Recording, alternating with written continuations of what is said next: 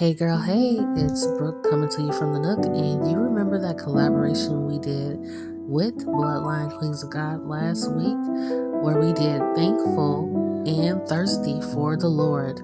This was a beautiful put together for our Bible study, where we answered the question of who was Mary, Martha, and Lazarus, and why did Jesus weep? Shout out to the admin of Bloodline Queens of God, Princess Moore, CEO, who created this beautiful note-taking sheet that we use to jot down our ideas and put some notes on. So I want to get right into it. One of the first scriptures that came up was from the book of Peter.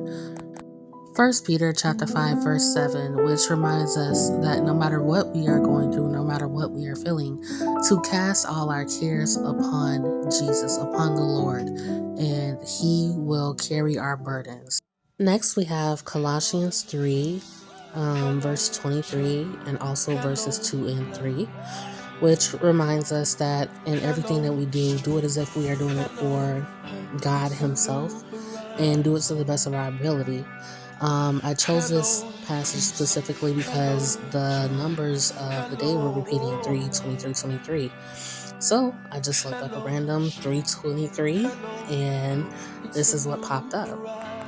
Now, if you know me, you know I like to pre-read scriptures before I just dive into them. So I like reading the section before or the chapter before and the chapter after so I can have context on what the scripture is actually saying and not just going along with the most popular thing that somebody was like, hey, don't you know this scripture? This is a popular scripture.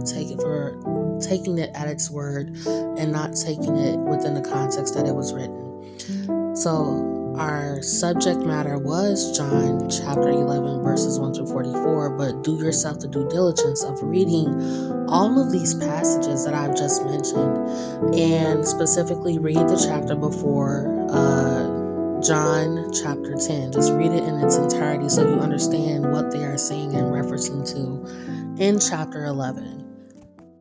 Now, here are the things that I can say I learned from reading about Lazarus' death. Is that when you look at Mary and Martha in the story, they mourn differently. Mary becomes kind of a hermit. She stays in the house and she weeps. Martha is angry with Jesus, and both of them come to Jesus and they say, had you been here, Jesus, my brother would not have died.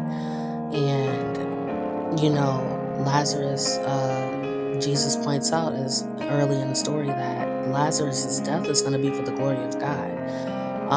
He is sleeping in the spirit. Yes, he is physically dead, but his spirit is asleep, and Jesus is making that promise to raise him from the dead. Funny enough, when Jesus actually does raise Lazarus from the dead, he thanks God for hearing his prayers.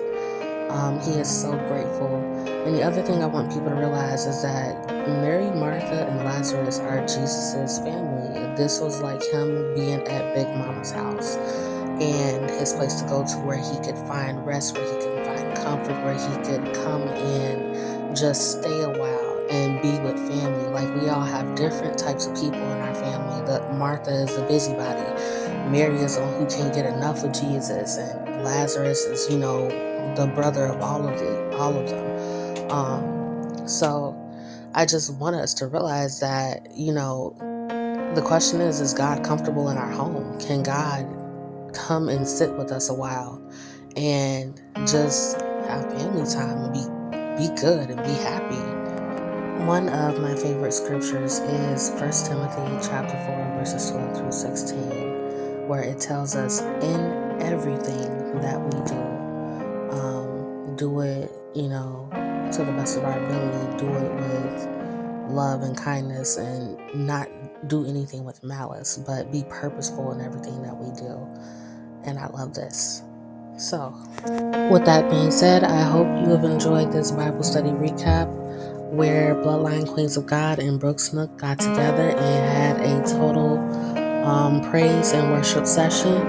And I hope you all are wise enough to catch the next one so you can catch a blessing too and dive deep into these Bible stories. Thank you for tuning into this recap. Love you. Bye.